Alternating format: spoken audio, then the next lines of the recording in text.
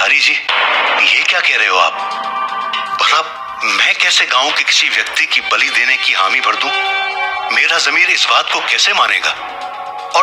और अगर मैं एक पल को स्वार्थी भी बन जाऊं तो भी आप सोचिए कि गांव इस बात को कैसे स्वीकार करेगा और कौन तैयार होगा इस बलि के लिए?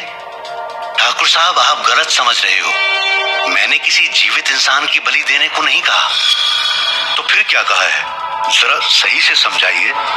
ठाकुर साहब, मैं गांव के चारों तरफ एक शक्ति रेखा खींचूंगा जिसमें कई प्रकार की बाधाएं आएंगी और उन बाधाओं में हो सकता है कोई कमजोर दिल वाला इंसान चपेट में आ जाए। लेकिन इसमें तो ऐसा भी हो सकता है कि कोई चपेट में ना भी आए। फिर आपने मुझे ऐसा क्यों बोला कि किसी की जान जाने का खतरा है? क्योंकि अगर ऐसा कोई कहता है तो फिर डर तो लगता ही है ना। वो मैंने इसलिए कहा था ठाकुर साहब कि मैं ऐसे कई काम कर चुका हूँ और ये मेरा अनुभव कहता है कि एक व्यक्ति की जान जाती है। इसलिए मैंने आपको पहले से आगाह किया है कि ऐसा हो सकता है, क्योंकि ऐसा करते वक्त जो भी उस गांव के अंदर भूत प्रेत या फिर चुड़ैल होती है वो जागृत हो जाती है और उसके जागने के कारण वो अपने ऊपर हो रहे उस प्रतिबंध को हटाने का प्रयास करती है।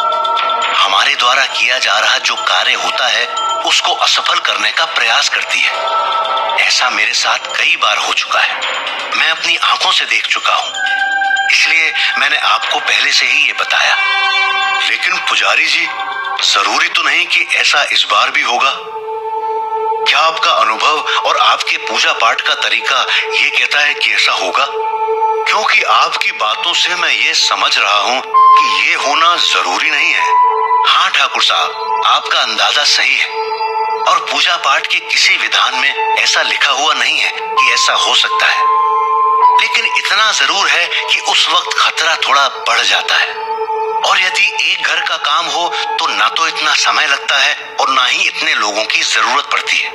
कम समय में कम लोगों के साथ आसानी से काम किया जा सकता है, जिसमें खतरा भी बहुत कम होता है।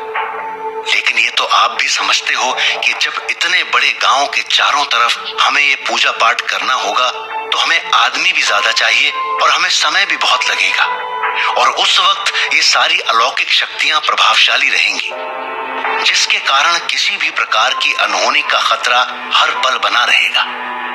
जब तक ये काम हम पूरा नहीं कर लेंगे तब तक ये खतरा हमारे सर के ऊपर नंगी तलवार की तरह रहेगा। बाकी अब आप सोच लीजिए। मैं आपकी बात समझ गया। इसमें कोई दिक्कत वाली बात मुझे नहीं लग रही। आप इसलिए डर रहे हो क्योंकि ये सब आपने देखा है, लेकिन वो एक संयोग भी तो हो सकता है और जरूरी नहीं कि ऐसा संयोग हर जगह पर हो।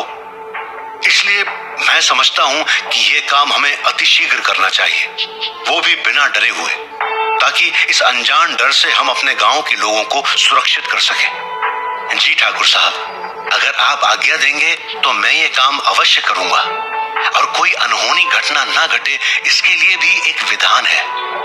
उस विधान को करने के लिए मुझे एक यजमान की आवश्यकता है। उस यजमान को कोई खतरा नहीं होगा, ये मैं गारंटी देता हूँ। लेकिन किसी एक यजमान को मेरे साथ लगातार 7 दिनों तक शमशान में भेजना होगा। ये काम आपको करना है। अगर आप किसी को मेरे साथ भेज सकते हो और मेरी ये पूजा संपूर्ण करवा सकते हो तो फिर आगे का काम थोड़ा और आसान हो जाएगा। वो कैसे? अगर कोई यजमान आपके साथ बैठकर पूजा करेगा, वो भी शमशान में, तो उसे किस तरह का फर्क पड़ सकता है? ये प्रेत पूजा होती है ठाकुर साहब, जिसके लिए हमें एक अलग पुजारी की जरूरत पड़ेगी, क्योंकि मैं सिर्फ देव पूजा करता हूँ। हालांकि मुझे आता सब कुछ है, लेकिन मेरे गुरु की आज्ञा नहीं है कि मैं प्रेत पूजा करूं। इसलिए अपने गुरु के आदेश का उल्लंघन मैं नहीं कर सकता। लेकिन मैं ऐसे एक पंडित की व्यवस्था कर दूंगा जिनको मैं जानता हूँ। अगर 7 दिन तक हम शमशान में प्रेत पूजा करेंगे तो हमारे गांव के आसपास जितने भी प्रेत होंगे वो सब हमारे पक्ष में हो जाएंगे और वो किसी अनहोनी घटना को होने से बचा सकते हैं। अब ये पूजा कितनी प्रभावशाली होती है या नहीं होती है, ये मैंने कभी अनुभव नहीं किया है। मैंने सिर्फ पढ़ा है और इसके बारे में सुना भी है। अगर आप आज्ञा दें तो मैं इतना जरूर करवा सकता हूँ। देखिए पुजारी जी, मैं इस तरह की किसी भी पूजा पाठ को नहीं जानता, ना ही मैंने कभी इन सब चीजों का अनुभव किया है। मैं देवी माँ का भक्त हूँ और मेरा पूरा खानदान पीढ़ियों से देवी माँ की पूजा करता आ रहा है। मैं अपने घर में सुबह शाम देवी माँ की पूजा करता हूँ, लेकिन इसके अलावा और कुछ भी नहीं जानता। हाँ, मैं ये जरूर मानता हूँ कि ईश्वर के रूप में इस संसार में बहुत प्रकार की सकारात्मक शक्तियां हैं। यदि हम मन से और नियम से उनका पूजा पाठ करें तो बहुत प्रभावशाली होता है। लेकिन शमशान की पूजा करना या किसी प्रकार भूत प्रेत की पूजा करना, ना तो मैंने उसके बारे में कभी सुना है, ना ही मैं कुछ जानता हूँ। मैं आपको जानता हूँ, आपके ऊपर मुझे पूरा यकीन है। अगर इस प्रकार की किसी पूजा से हमारा गांव सुरक्षित होता है तो मैं आपको आज्ञा देता हूं कि आप ऐसा जरूर कीजिए।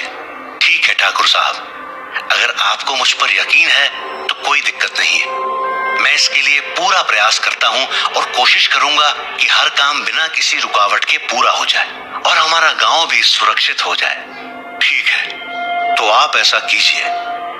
और कब आप पूजा शुरू कर रहे हो वो समय आप मुझे बता दीजिए, और उसके लिए आपको क्या कुछ चाहिए वो भी आप मुझे बता दीजिए। जी ठाकुर साहब, मैं आपको सामग्री की लिस्ट बनाकर दे देता हूँ जो आप बिना विलंब किए उपलब्ध करवा दीजिए, और मैं कल सुबह से ही ये पूजा शुरू कर देता हूँ। मैं एक ऐसे पुजारी को जानता हूँ जो प्रेत पूजा करवाता है। मैं उनको आज ही बुलवा लेता हूँ। बाकी आप उनसे मिल लेना, बात कर लेना। अगर आपको यकीन हो तो फिर हम आगे का काम करेंगे, और अगर आपको लगे कि थोड़ा बहुत कहीं डर है तो फिर आप आराम से सोच लेना। पुजारी जी, मुझे आप पर यकीन है, तो किसी और से मिलने की या बात करने की मुझे आवश्यकता नहीं है। मैं सिर्फ इतना जानता हूं कि आप इस गांव का अहित नहीं करोगे, और इस गांव का हित करने के लिए अगर कुछ भी करना पड़े तो उसके लिए मैं तैयार हूं। बस आप आगे का काम कीजिए, और जो भी सामग्री आपको चाहिए वो मुझे लिख दीजिए। मैं अभी आपको वो सारी सामग्री उपलब्ध करवाता हूँ।